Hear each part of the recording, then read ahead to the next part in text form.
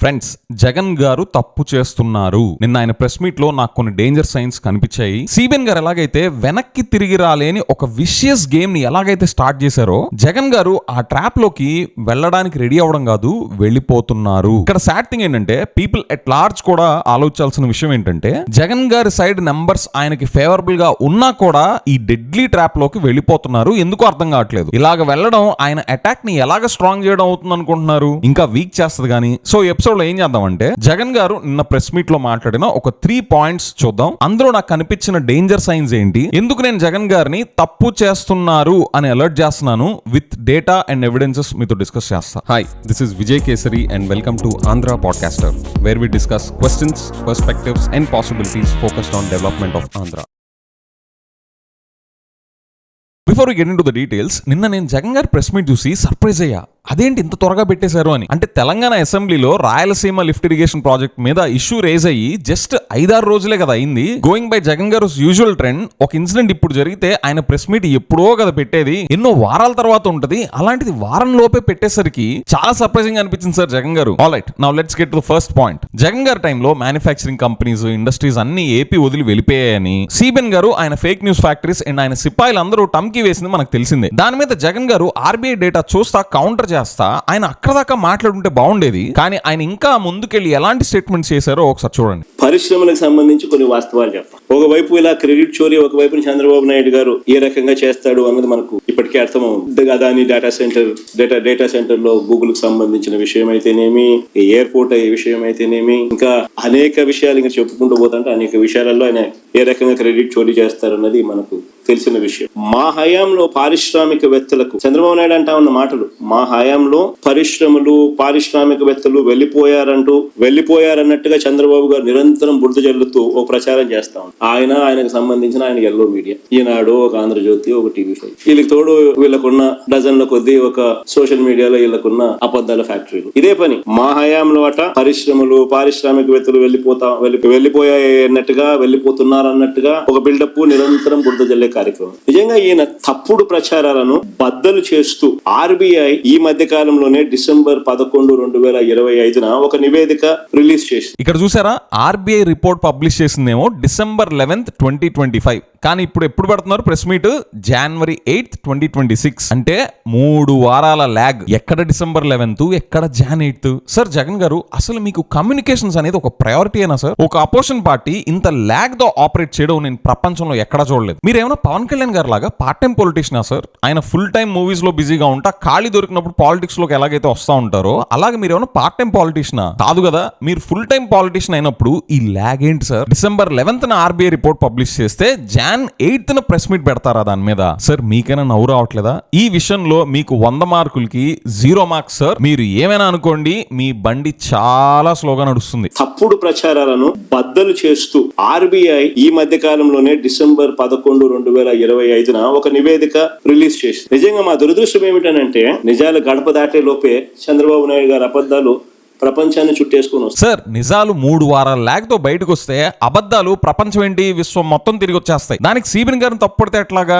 ఆయన strong area sir అది. అతడు సినిమాలో డైలాగ్ ఉంది కదా, తనిఖీల భరణి గారిది, అదేదో గులాబ్ మొక్కకు అంటుకట్టినట్టు అనే డైలాగ్ ఉంది కదా. అలాగే సిబిఎన్ గారు ఫేక్ ప్రాపగాండాస్ కూడా అంత ప్రొఫెషనల్ గా చేస్తారు కాబట్టి మీకు అపోజిషన్ పొజిషన్ ఇచ్చారు అని మీకు తెలిసినా కూడా మీరు నిజాల్ని ఇంత ల్యాగ్ తో బయటికి తీసుకొస్తారు. ఎక్కడ డిసెంబర్ 11th, ఎక్కడ Jan 8th సార్? అండ్ ఇక్కడ పెద్ద షాకింగ్ థింగ్ ఏంటంటే, ఈ నిజాలు బయటకు వచ్చే టైంకి అబద్ధం ప్రపంచం మొత్తం చుట్టేస్తుంది అనేది మీరు పవర్ లో ఉన్నప్పుడు జరిగింది, ఇప్పుడు మీరు పవర్ లో లేనప్పుడు కూడా జరుగుతుంది. మీరు జరగనిస్తున్నారు సార్. అసలు ఏం నేర్చుకున్నారు సార్ మీరు ఓటమి నుంచి? మీకే తెలియాలి. కానీ ఫేక్ ప్రాపగాండా చాలా మంది చేయడం విషయంలో సిబిఎన్ గారు తప్పడితే నేను ఒప్పుకోను సార్. ఆయన పని ఆయన శ్రద్ధగా చేస్తున్నారు. అండ్ మీకు జగన్ గారు యాజ్ అన్ అపోజిషన్, మీకు నా రిక్వెస్ట్ ఏంటంటే, సిబిఎన్ గారు ఫేక్ ప్రాపగాండా స్పీడ్ గురించి కామెంట్ చేసే ముందు మీ సైడ్ ఉన్న ల్యాగ్ గురించి ఫస్ట్ సాల్వ్ చేసుకోండి సార్. నిజంగా మా దురదృష్టం ఏమిటనంటే, నిజాలు గడప దాటే లోపే చంద్రబాబు నాయుడు గారి అబద్ధాలు ప్రపంచాన్ని చుట్టేసుకుని వస్తుంది. అది మా దురదృష్టం. కారణం ఏంటంటే వీళ్ళకున్న ఎల్లో సామ్రాజ్యం, డజన్ల కొద్దీ వీళ్ళకున్న అబద్ధాల ఫ్యాక్టరీలు. సార్ సోది చెప్తున్నారు సార్ మీరు.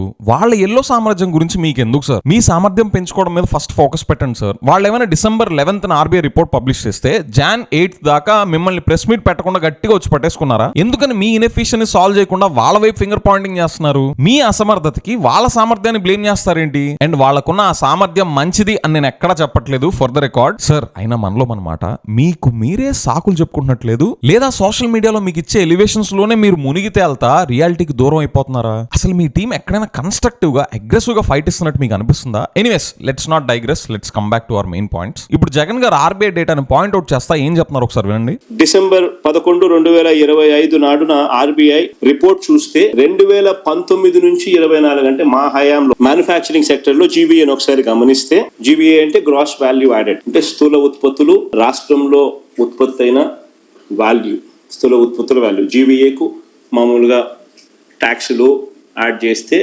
మైనస్ సబ్సిడీస్ చేస్తే జీడిపి అవుతుంది, GSDP. So gross value added గానే ఒకసారి చూస్తే మ్యానుఫ్యాక్చరింగ్ సెక్టర్లో తయారీ అయిన వస్తువుల వాటి విలువ ఒకసారి చూస్తే మా 5 ఏళ్ల కాలంలో తయారీ రంగంలో అంటే మ్యానుఫ్యాక్చరింగ్ సెక్టర్ గ్రోత్ లో దేశంలోనే 5వ స్థానం ఆంధ్రప్రదేశ్. అంతేకాదు సౌత్ ఇండియాలోనే నెంబర్ 1 స్థానం ఆంధ్రప్రదేశ్ మ్యానుఫ్యాక్చరింగ్ గ్రోత్ లో. చూడండి ఒకసారి. అంతేకాదు 5 ఏళ్లలో పారిశ్రామిక రంగం వృద్ధి రేటు, అంటే ఇక్కడ కూడా ఇండస్ట్రీ జీవీఏ చూద్దాం. ఇండస్ట్రీ సెక్టర్ గ్రోత్, పారిశ్రామిక రంగం వృద్ధి rate, industry GVA, industrial sector growth rate లో కూడా దేశంలో ఏపీ 5వ స్థానం, సౌత్ ఇండియాలో ఏపీ 1st స్థానం, నెంబర్ 1 స్థానం. దేశం సగటు 8.96 అయితే ఆంధ్ర రాష్ట్రం సగటు 11.14% industry GV growth in industry GV. South ఇండియాలోనే హైయెస్ట్, దేశంలో 5వ స్థానం. ఇది వాస్తవం. కానీ చంద్రబాబు నాయుడు గారు ఏమంటారు? ప్రతిరోజు ఆయనకు ఒక పైశాచిక ఆనందం, మాపై టన్నుల కొద్దీ బురద వేస్తూనే ఉంటాడు. ఇక్కడ దాకా చెప్పారు, బాగుంది. సిబిఎన్ గారు ఆయన ఫేక్ న్యూస్ ఫ్యాక్టరీస్ క్రియేట్ చేసిన ఫేక్ ప్రాపగాండాస్ అన్నిటికీ పంక్చర్ పడింది. RBI data is clearly in Jagan గారు ఫేవర్. మ్యానుఫ్యాక్చరింగ్ జీవీఏలో సౌత్ ఇండియాలో నంబర్ 1, ఇండస్ట్రీ జీవీఏలో సౌత్ ఇండియాలో నంబర్ 1, ఇండియా లెవెల్లో కూడా డీసెంట్ ర్యాంక్సే కనిపిస్తున్నాయి. క్లియర్లీ సిబిఎన్ గారు అండ్ కో క్లీన్ బోల్డ్. ఇక్కడ దాకా చెప్పేసి ఆపేసి ఉంటే బాగుండేది. ఇక్కడతో ఆగారా? చూడండి, అసలు వాస్తవం ఏమిటి అంటే చంద్రబాబు నాయుడు గారి హయాంలో పారిశ్రామికవేత్తలు బెదిరిపోతా ఉన్న సంగతి వాస్తవం. చంద్రబాబు నాయుడు గారి హయాంలోనే పారిశ్రామికవేత్తలు బెదిరి పారిపోతా ఉన్నారన్నది ఎంత వాస్తవము అనంటే సజ్జన్ జిందాల్ పేర్లు చెప్తా, రాసుకోండి. ఎవడెవడు బెదిరి పారిపోతా ఉన్నారు చంద్రబాబు నాయుడు గారి హయాం ఈయన దెబ్బకు. Sajjan Jindal, Aurobindo, My Home cements, Shri cements, Ramco cements, Dalmia cements, Bharathi cements, UB, Siddhi Sai వీళ్ళందరూ చంద్రబాబు నాయుడు గారి హయాంలో పరిశ్రమలు పెట్టిన పరిశ్రమలను ఇబ్బందులు ఎదుర్కొంటా ఉన్న పరిస్థితులు, భయభ్రాంతులకు లోన్ చేస్తా ఉన్న పరిస్థితులు. అసలు రాష్ట్రంలో ఏ ఇండస్ట్రీ అయినా చూసుకోండి, ఏ జిల్లా అయినా చూసుకోండి, వీళ్ళకి గన కప్పం కట్టకపోతే ఎవరైనా పరిశ్రమ నడిపే పరిస్థితి ఉందా? రాసిస్తా. ఏ జిల్లా అయినా తీసుకోండి, ఏ పరిశ్రమ అయినా తీసుకోండి, వీళ్ళకి గన కప్పం కట్టకపోతే ఆంధ్ర రాష్ట్రంలో పరిశ్రమ నడిపే పరిస్థితి ఉందా? ఇది వాస్తవం. సార్, ఇప్పుడు మీకు సిబిఎన్ గారికి డిఫరెన్స్ ఏంటి చెప్పండి? Sajjan Jindal, Aurobindo, Shri cements, My Homes, Ramco, Dalmia ఇవన్నీ రన్ చేసే పరిస్థితిలో లేవు. కప్పం కట్టాలి అంటున్నారు సిబిఎన్ గారికి. కప్పం కట్టకపోతే నడిపే పరిస్థితి లేదు అంటున్నారు కదా. ఎవిడెన్సెస్ ఏవి సార్? నేను మీరు చెప్పేది నిజం అనట్లేదు, అబద్ధం అనట్లేదు, కానీ ఎలా నమ్మాలి అని అడుగుతున్నా యాజ్ అ కామన్ పర్సన్. మీ మీద ఇలాంటివి చెప్పే కదా సిబిఎన్ గారు and co day by day every day ఇలాగ అడ్డంగా దొరికిపోతా ఉంటారు. ఎటు చూసినా మీ టైంలో ఆ కంపెనీ వెళ్ళిపోయింది, ఈ కంపెనీ వెళ్ళిపోయింది అనే ఎవిడెన్సెస్ ఏమీ లేకుండా ఫేక్ ప్రాపగాండాస్ క్రియేట్ చేశారు కదా. ఇప్పుడు మీరు చెప్పిన కంపెనీస్ కూడా కప్పం కట్టకపోతే వెళ్ళిపోవాల్సిన పరిస్థితి, ఏపీలో రన్ చేయలేని పరిస్థితి అంటే మీకు సేమ్ టు సేమ్ అనిపించట్లేదా? ఒకవేళ ఇవి నిజాలే అయినా కూడా ఏ కంపెనీ కూడా పబ్లిక్ డొమైన్ లోకి వచ్చి వీటికి ఎవిడెన్సెస్ చూపించలేని సిచ్యువేషన్ ఉంటే మీరు పబ్లిక్ డొమైన్ లోకి వచ్చి డిస్కస్ చేయొచ్చా? I don't no. అంటే పబ్లిక్ డొమైన్ లో షేర్ చేయలేని ఇన్ఫర్మేషన్ మీ దగ్గర ఉన్నా కూడా మీరు పబ్లిక్ లో ఎవిడెన్సెస్ చూపించకుండా వాటిని ప్రస్తావించడం కరెక్టేనా? I don't know. But to me you are sounding very similar to CBN garu, Lokesh గారు అండ్ పవన్ కళ్యాణ్ గారు హియర్. ఇక్కడ మీరు ఇంకేం కన్వే చేసి ఉండొచ్చు? పవర్ లో ఉన్న సిబిఎన్ గారు అండ్ కో మీద ఇంకా ప్రెషర్ బిల్డ్ చేయాలి అంటే విత్ డేటా ఏం చేసి ఉండొచ్చు? ఒక ఎగ్జాంపుల్ చెప్తా. రీసెంట్ గా పబ్లిష్ అయిన డిపిఐఐటి డేటా ప్రకారం, department for promotion of industry and internal trade data ప్రకారం మన వేరే స్టేట్స్ కి వచ్చిన FDI foreign direct investments details ఇవి. ఇక్కడ ఎక్కడైనా ఆంధ్రప్రదేశ్ ఉందా? సదర్న్ స్టేట్స్ లిస్ట్ లో లేదు. పోనీ మిగతా స్టేట్స్ అన్నిటితో కలిపి చూస్తే మన ఆంధ్రప్రదేశ్ ఎక్కడుందో చూడండి. లాస్ట్. నోరు తెరిస్తే లక్షల కోట్ల ఇన్వెస్ట్మెంట్స్ వచ్చేసాయని, లక్షల jobs create అయిపోతున్నాయని CBN garu, Lokesh గారు వీళ్ళు తెల్లారు లెగిస్తే ఇవే చెప్తా తిరుగుతారు కదా. కానీ యాక్చువల్ రియాలిటీ ఏంటి? DPIIT డేటా ప్రకారం డొల్లా, మొత్తం డొల్లా, లాస్ట్ లో పడి ఉన్నాం మనం ఆంధ్రప్రదేశ్. ఎంత స్కోప్ ఉంది సార్ జగన్ గారు ఇలాగ సిబిఎన్ గారిని డేటాతో నిలబెట్టడానికి? అంటే ఒకవైపు ఏమో ఎటు చూడు సిబిఎన్ గారిది, లోకేష్ గారిది, పవన్ కళ్యాణ్ గారిది ఇంత డిజాస్టర్స్ పర్ఫార్మెన్స్ పెట్టుకొని, ఇంకోవైపు ఆర్బీఐ లాంటి సంస్థలే మీ టైంలో రిలేటివ్లీ మీ పర్ఫార్మెన్స్ ఎంత స్ట్రాంగ్ గా ఉందో అక్కడ డేటా పెట్టుకొని మీరు ఎందుకు ట్రాక్ తప్పి సిబిఎన్ గారి ట్రాక్ లోకి వెళ్ళి ఎవిడెన్సెస్ లేని ఆర్గ్యుమెంట్స్ చేస్తున్నారు? సిబిఎన్ గారు లాంటి పోర్ అండ్ వీక్ పర్ఫార్మర్స్ కదా ఇలాంటి ఫేక్ ప్రాపగాండాస్, ఎవిడెన్సెస్ లేని ఆర్గ్యుమెంట్స్ తీసుకునేది. మీరు ఎందుకు వెళ్తున్నారు సార్ అటువైపు? మీరు సెట్ చేసిన స్టాండర్డే మీరు డివేట్ అయితే ఎలాగా? అసలు అవసరం ఏంటి చెప్పండి? నాకు ఇది అసలు నచ్చలేదు సార్. నేను మీ ప్రెస్ మీట్ లో మీ side strong points with data from RBI పెట్టుకొని మరి మీరు ఎందుకు ఈ ట్రాక్ తీసుకున్నారో నాకు తెలియదు, బట్ నాకైతే నచ్చలేదు sir. Next second important point, CBN గారు ఒక కొత్త రికార్డ్ క్రియేట్ చేశారు. ఆయన దీనికోసం గిన్నిస్ వరల్డ్ రికార్డ్ కి అప్లై చేస్తారో లేదో తెలియదు. అప్పుల్లో ఒక భూమి బద్దలైపోయే రికార్డ్ క్రియేట్ చేశారు. ఇది తెలిస్తే మీరు కుర్చీలోంచి కింద పడడం కన్ఫర్మ్. జగన్ గారు 5 years లో 3.32 lakh crores అప్పు చేస్తే విత్ క్యాగర్ ఆఫ్ 13.6%. ఇప్పుడు సిబిఎన్ గారు వచ్చిన ఈ 18 months లో ఎంత అప్పులు చేశారు తెలుసా? 3,02,000 కోట్లు. అంటే జగన్ గారు కోవిడ్ పెట్టుకొని 5 ఏళ్లలో చేసిన అప్పులో 90% 3,02,000 కోట్ల అప్పు 18 నెలల్లో చేసవతలు పడేశారు. అసలు ఏ చీఫ్ మినిస్టర్ కానీ ట్రాక్ రికార్డ్ ఉందా? స్టేట్ అప్పుల్లో మునిగిపోయింది, ఆంధ్రప్రదేశ్ శ్రీలంక చేశారు జగన్ గారు అని చెప్పిన సిబిఎన్ గారు ఇప్పుడు ఆయన పవర్లోకి వచ్చాక ఈ లెవెల్లో రికార్డు స్థాయిలో అప్పులు చేస్తుంటే మనమంతా, జగన్ గారిని పక్కన పడేయండి, మనమంతా సిబిఎన్ గారికి ఎలా కనిపిస్తున్నామో మీ ఊహకే వదిలేస్తున్నాం. ఇక్కడ నేను ఏమని గట్టిగా నమ్ముతున్నానంటే ఇదేమి పవన్ కళ్యాణ్ గారికి తెలియదు. ఇదంతా ఈ 3,02,000 కోట్ల అప్పులు 18 నెలల్లో తీసుకురావడం అనేది పవన్ కళ్యాణ్ గారికి తెలియకుండా తెచ్చేశారు అనేది నా గట్టి నమ్మకం. ఆయన 2024 ఎలక్షన్స్ టైంలో జగన్ గారిని ఎంత క్రిటిసైజ్ చేశారు? అసలు గవర్నమెంట్ ఇన్ని వేల కోట్ల అప్పులు చేయడం ఏంటి అని గట్టిగా అరుస్తే ఎంత చెప్పారు? అలాంటి ఆయనకి ఇప్పుడు 3,02,000 కోట్లు 18 నెలలో తీసుకురావడం అనేది అసలు నచ్చని విషయం. కాబట్టి ఆయన అసలు టాలరేట్ చేసే పొజిషనే ఉండదు. కాబట్టి నా నమ్మకం ఏంటంటే పవన్ కళ్యాణ్ గారి కళ్ళ గంతలు కట్టేసి ఈ 18 నెలల్లో 3,02,000 కోట్లు అప్పులు చేశారు అనేది నా గట్టి నమ్మకం. అంతే కదా పవన్ కళ్యాణ్ గారు?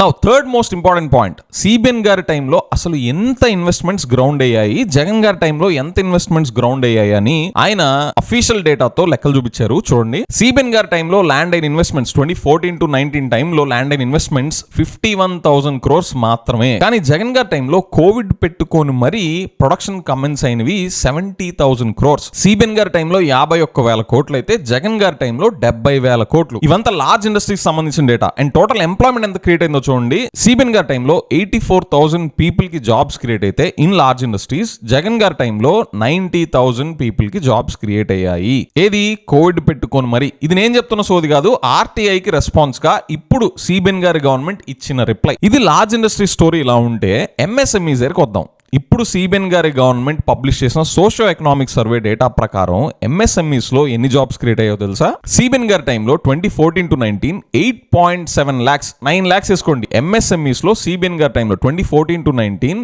క్రియేట్ అయిన జాబ్స్ 9 లక్షలు మాత్రమే. కానీ జగన్ గారి టైంలో క్రియేట్ అయింది 32 lakh జాబ్స్. ఎక్కడ 9 లక్షలు, ఎక్కడ 32 లక్షలు, అది కోవిడ్ పెట్టుకొని. ఇదంతా జగన్ గారు ఇచ్చిన డేటా కాదు, సిబిఎన్ గారి గవర్నమెంట్ పబ్లిష్ చేసిన డేటా. అండ్ ఫ్రెండ్స్ మీరు చెప్పండి, ఈ డేటా అంతా కూడా ఇప్పుడు ఈ ఇన్వెస్ట్మెంట్ సంబంధించిన డేటా జగన్ గారు పవర్ లో ఉన్నప్పుడు మీలో ఎంత మందికి తెలుసో కామెంట్స్ కొద్దిగా మెన్షన్ చేయండి, నాకే తెలియదు. అండ్ సిబిఎన్ గారు ఇలాంటి పూర్ పర్ఫార్మెన్స్ ని పెట్టుకొని, ఇలాంటి చెత్త పర్ఫార్మెన్స్ పెట్టుకొని మీ టైంలో డెవలప్మెంట్ అని చెప్పుకుంటా ఎలాగ తిరుగుతున్నారు సార్? అసలు మీకు డెవలప్మెంట్ కి లింక్ ఏంటి అని చెప్పండి మొర్రో అని చెప్పేసి నేను అడిగేది ఇందుకే. There is no evidence that you did better than Jagan garu. There is no evidence supporting that industries and companies left during Jagan garu period because of Jagan garu. ఎలా గెలిచేశారు సార్? ఓన్లీ ఫేక్ ప్రాపగాండాస్ మీద. This shows the might of your fake news factory sir, or our incapability to find out your actual performance. Jagan garu కాదు కదా, మోదీ గారినైనా US president అయినా political గా మీరు ఆంఫర్ట్ చేసేలా ఉంది సార్ మీ కెపాసిటీ. బాబోయ్, how can anyone compete with your fake news media juggernauts? Jagan garu పాపం మీకు ఈ డేటా కూడా లేకపోతే మీ పరిస్థితి ఏంటో నాకు అర్థం కావట్లేదు సార్. యాజ్ అన్ అపోజిషన్ మీరు చేసిన పనే మీకు శ్రీరామ రక్ష. మీరు చేసిన పని డేటాలో కనిపిస్తుంది కాబట్టి అదే మీకు శ్రీరామ రక్ష. సో ఫ్రెండ్స్, మీకు నేను ఈ ఎపిసోడ్ లో జగన్ గారు ఎక్కడ తప్పు చేస్తున్నారు అని నేను చెప్పింది మీకు సెన్సిబుల్ గా అనిపిస్తే, జగన్ గారు సిబిఎన్ గారు ట్రాక్ తీసుకొని ట్రాక్ తప్పకూడదు, ఆయన సెట్ రైట్ చేసుకోవాలి యాజ్ అన్ అపోజిషన్ అని మీరు కూడా అలాగే అనుకుంటే కామెంట్స్ లో సెట్ రైట్ అని మెన్షన్ చేయండి. అండ్ యూట్యూబ్ లో ఆంధ్ర పాడ్కాస్ట్ ఛానల్ మెంబర్షిప్స్ తీసుకున్న ప్రతి ఒక్కరికి my heartful thanks. With that I will see in the next episode. By.